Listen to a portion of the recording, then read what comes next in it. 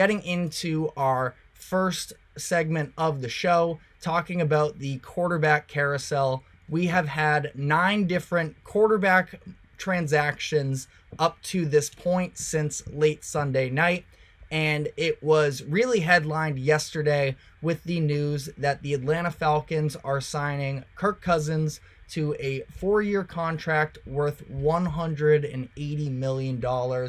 So the numbers automatically fly off the page for you here. An annual salary of $45 million per season. This is a very high price, of course, for any quarterback, but especially considering the fact that he is entering his age 36 season, coming off of a torn Achilles. He hasn't had the reputation of being a playoff performer. I believe it's just one playoff win in his career. So there's a lot of different factors coming into this. Now, quickly on the note of the Achilles, I feel like it's sort of one of two things here, because Kirk Cousins has never been a super mobile quarterback. He's been more of a traditional pocket passer, which I think is important when saying it's not like he's relied on his athleticism. But I also feel like the discussion that's been coming out is sort of downplaying that injury a little bit because he's not a scrambler. Every quarterback still needs his mobility. If you look at Tom Brady, who was quite the opposite of a scrambling quarterback, what partially made him so special was his ability to maneuver the pocket. I do feel like at a little bit more of an advanced age, that is a factor, although I don't think that means it is going to be, career devastating for Kirk Cousins. But I did want to point it out. I think a lot of people are a little bit overlooking this injury, at least in terms of some of the people in the national media. But like we see every single season, everybody freaks out when they first see the numbers that are attached to these QB contracts before all of the details are released. And more times than not, they're not quite as aggressive maybe as they at first appear. For Cousins and this deal, the first 2 years are fully guaranteed, and then from that point on, a lot of it is not fully guaranteed, and the Falcons could have an out. Some people are saying that the out comes after 2 years. SpotRack, SPOTRAC, is a website that I use all the time. It's extremely reliable when it comes to professional athlete contracts, and on their current website, they list the Falcons having the out coming after the 2026 season, so that's 3 years. The details are still coming out here, but one way or another, it does not seem like they're going to be stuck paying an old Kirk Cousins for all 4 of these seasons. And the thing is, if the out does come after 2 seasons, it does line up pretty well with some of their evaluation of some of the surrounding picks that they have there in Atlanta. Drake London is somebody they spent a first-round pick on just a couple years ago in the 2022 draft, and he really hasn't had a reliable quarterback situation since entering the Atlanta Falcons organization, and now he's going to have a chance to get himself fully prepared, and for having the Falcons be able to evaluate him a little bit better. It is 2 seasons until they have to place the 5th-year option on him, so should be nice evaluation there. Both of their starting tackles additionally have 2 years left before there is an out in their deals, so evaluation all around for the Falcons on this front. I think in terms of the conversation about what does this do for the Falcons, it automatically makes them the favorite in the NFC South. That is the case on the majority of sports books as of this morning. And I can understand why. First off, keep in mind that the NFC South is not a very good division. It was really a crapshoot for a lot of last year. The Buccaneers end up coming out of it just barely, escaping their way by. The Saints were a mess at times. The Falcons won 7 games, though, last year with a really rough quarterback situation. And now they bring in a guy like Kirk Cousins, who they are hoping can elevate the group at least to some degree. Their defense last year was a bit overachieving, and now they bring in a really nice defensive mind in Raheem Morris as their head coach to hopefully help further elevate the group. The talent on the defensive side of the ball is a little bit lackluster, but Jesse Bates, the safety they brought in last offseason, he is great, put together a terrific season for them last year as well.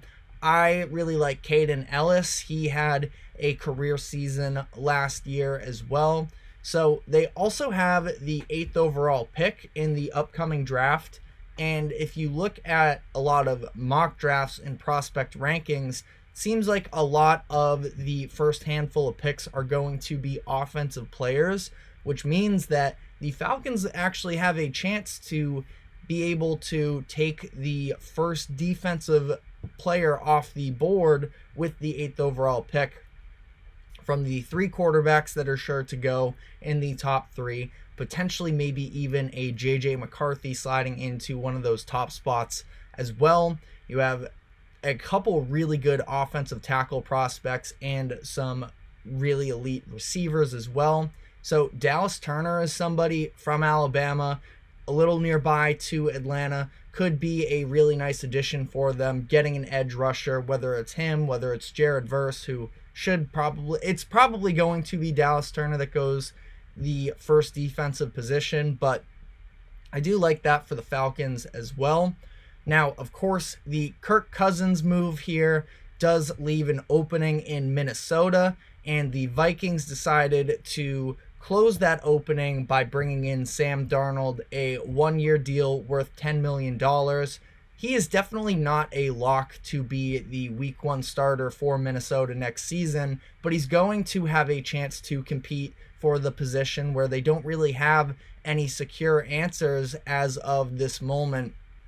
Darnold did start 1 game last year for the 49ers just in week 18, where the team had locked up playoff positioning and they were resting a lot of their starters. The last time that he was actually given the starter job was down the stretch in 2022, where he started 6 games for the Panthers, threw for 1,143 yards, 7 touchdowns, 3 interceptions. The Panthers were 4-2 in those games, so, depending on whether or not you think wins are a quarterback stat, I tend to not really think so.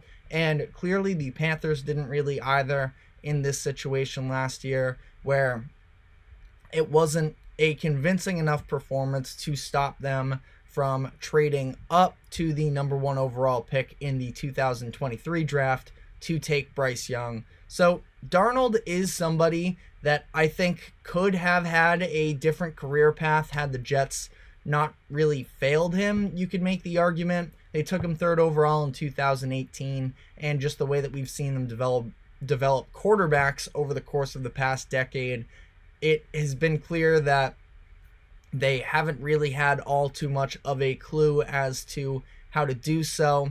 Darnold had some talent coming into the NFL, but as we saw, eventually he was seeing ghosts out there.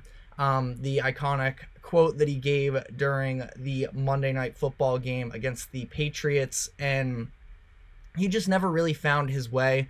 Now, I think the Vikings, it's a fine addition. I don't necessarily see it being any sort of a long-term deal, even though Sam Darnold is still not on the too much of the older side either. He could potentially find a way to bounce back. He was in the same draft class as Baker Mayfield, who just got in $100 million deal over the weekend, despite being in the same draft class and also having a bumpy start to his career. So Sam Darnold is currently 26. He'll be 27 when the season starts next year. So maybe he finds his way as the starter for the Vikings. They also could definitely consider using some draft capital to address the position as well.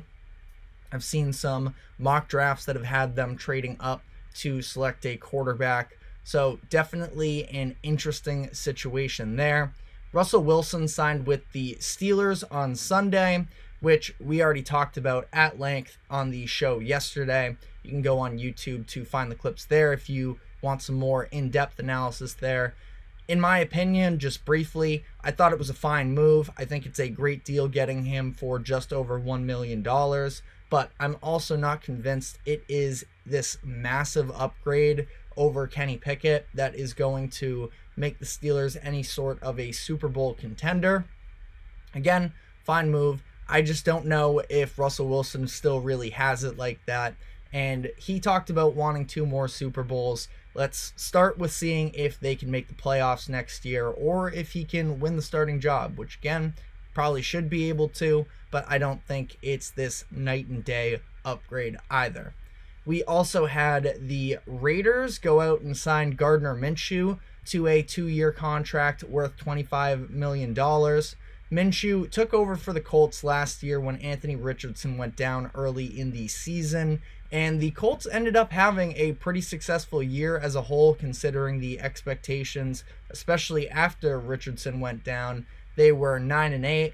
They faced off against the Texans in the final game of their regular season. They had a chance to beat them to make the playoffs. They end up blundering that game on a 4th down opportunity from the Texans' 15-yard line with just about a minute left, and it was on a play where Gardner Minshew was a little bit off on a pass that was shortened out to running back Tyler Goodson. Wasn't a good pass. Goodson definitely could have caught it as well. Also, but the couple things here, because I'm not going to get too much into this specific instance. Weird that was even the decision as a whole. Jonathan Taylor was on the bench. Not going to rehash all of this Colts single-handedly play calling during the course of the regular season.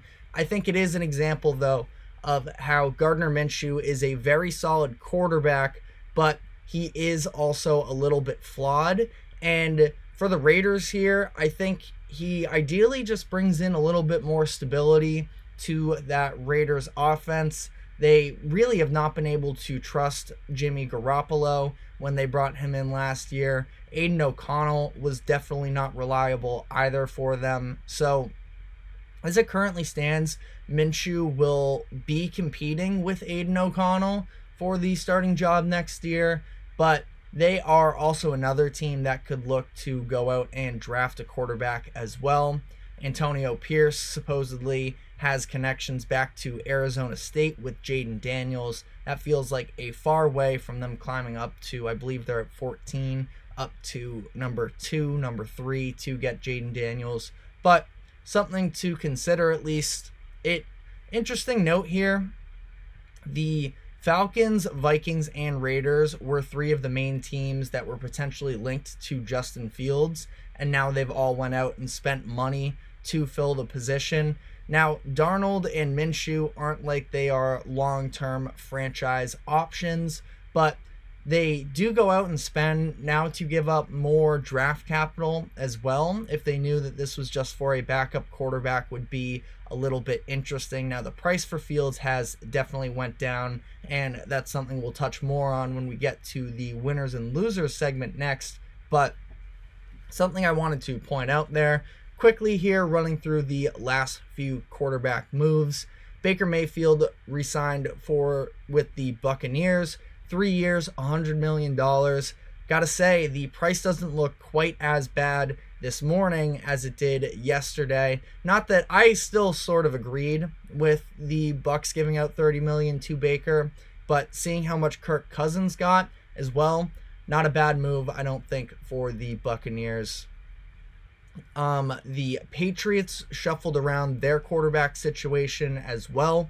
On Sunday, they traded Mac Jones to the Jaguars for a 6th-round pick.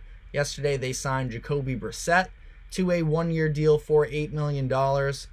I do think that I like this deal for the Patriots. Brissett obviously briefly started his career with the Patriots before bouncing around a few different teams when they traded him to the Colts, but you can definitely make the argument, I'm just saying make the argument, not definitively, that he was the best quarterback on each of the past 2 teams he's been on. Deshaun Watson was extremely rusty when he came back from suspension in 2022. the Browns defense was not the level of Browns defense as it was last year, so it's not like the team was having success, but I also don't think that Brissett was hurting them necessarily when he filled in as the starter for Watson. And Brissett ended up finishing that season with a better passer rating and QBR than Watson, again, just for that 1 year, but all things considered. And I do like some of the flashes that we've seen from Sam Howell, but he has clear flaws and really tough moments as well. So Brissett, when he came in there, looked like a competent guy for them as well.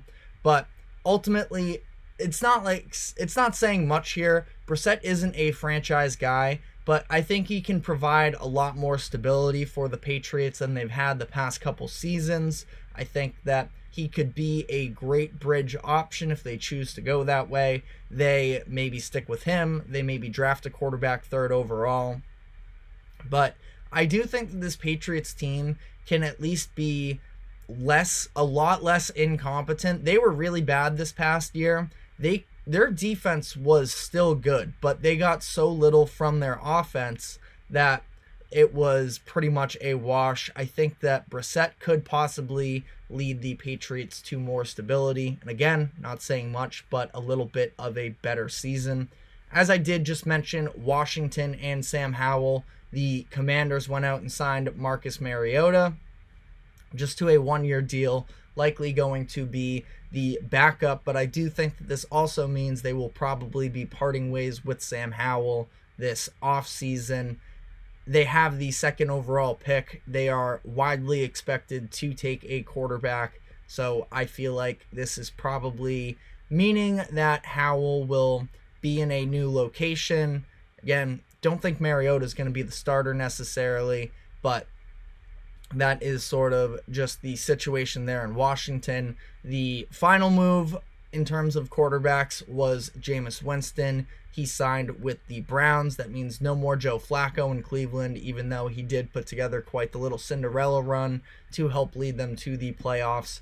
They bring Winston in on a 1-year deal. He's going to be the backup for Deshaun Watson next season. And it should make for a pretty interesting quarterback room where you have a couple former highly drafted quarterbacks. Jameis is the best in terms of his personality and everything, but putting it all together hasn't really been there. Watson, we know the flashes that could be there, but he hasn't really either.